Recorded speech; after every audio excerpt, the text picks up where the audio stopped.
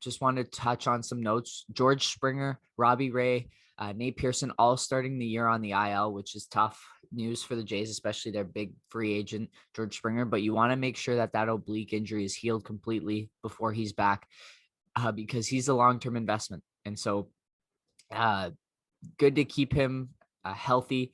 I'm sure this off day today will be helpful.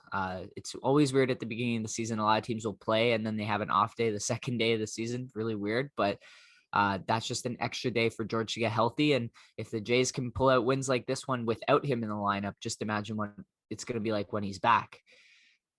So we jump into the game. The notes I have here: Vladdy reaches base his first 3 times up to the plate, a solid hit up the middle, and then 2 walks. Teoscar Hernandez hits an absolute bomb to left. And you've got Gary Sanchez, who had a really poor year last year for the Yankees with his 2-run shot. That was the only runs that the Yankees scored in this game, as Hyun-Jin Ryu and Garrett Cole pitchers battle. They both go 5+ innings. Ryu gives up 2 runs. Garrett Cole gives up 1. But both were really, really sensational in their first outings, and really fun to see the contrasting styles. Garrett Cole is more of a power pitcher. His fastball can touch 99 and just a wicked slider, whereas Ryu is more of high 80s, low 90s. He mixes up. He's got 6 or 7 different pitches that he can kind of shape the ball with, and he's always trying to keep the hitters off balance.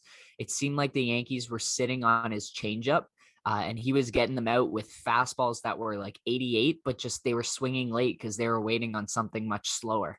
So really interesting and fun to watch the pitching battle with those 2 contrasting styles, because nowadays everyone is more so a power thrower. And so nice to see Ryu doing it the old-fashioned way.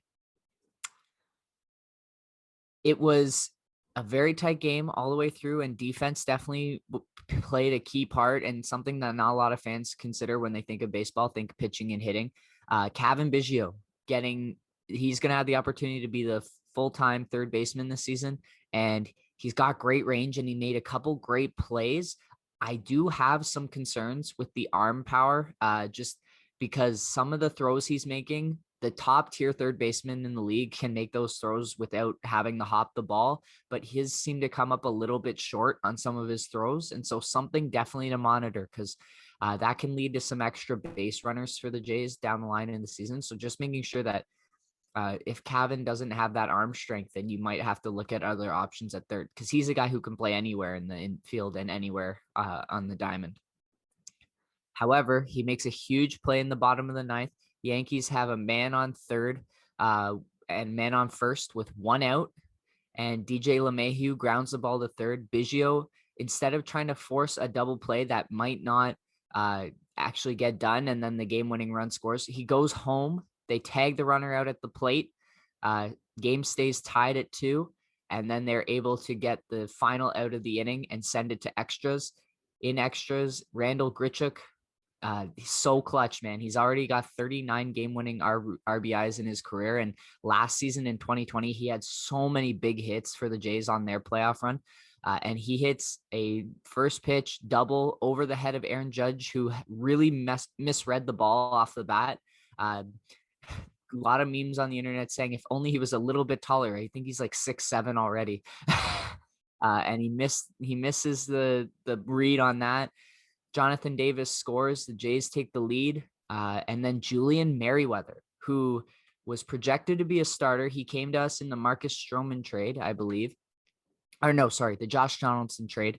And he came out, not typically a closer, but they needed him to throw leverage outs, and he was dealing. He got Aaron Hicks looking, and then struck out the next 2 batters in sequence to end the game. And the Blue Jays, in extra innings, a spot they were quite familiar with as of last year, they played in a ton of extra inning games. They do so once again, and they pull out the victory against the Yankees, whose fans were absolutely burning down Twitter yesterday in anger because of the lack of offense that they saw from their guys. This was the team you had projected to win first in the division, eh? Yes, because the Yankees always have a ton of top talent. They've got mashers in Aaron Judge, Giancarlo Stanton. Like Clint Frazier is batting 9th in that order, and he torched the Jays yesterday. He was really solid in the box. So definitely a lot of potential for this Yankees team. I think the big rub that they're starting to get on them consistently from other fans of other teams is that they don't have much of a clutch gene. They've lost a lot of big games in playoff series to the Houston Astros, most notably, and now, I mean, it's the first game of the season. People can overreact always, but another clutch moment where they went on first third, you have the two-time AL hitting champ in DJ LeMahieu, who I had picked as my dark horse for MVP, and they can't score. And so just I'm never going to complain because if you are not from New York, everyone hates the Yankees. So every time they lose is a good day. And so we'll take our win and move on because it's always good to get wins on the road, and the Jays will be playing on the road all season. So, yeah, good job for the Blue Jays. 1-0 on the season, looking good. We're going to move off the diamond to some other news.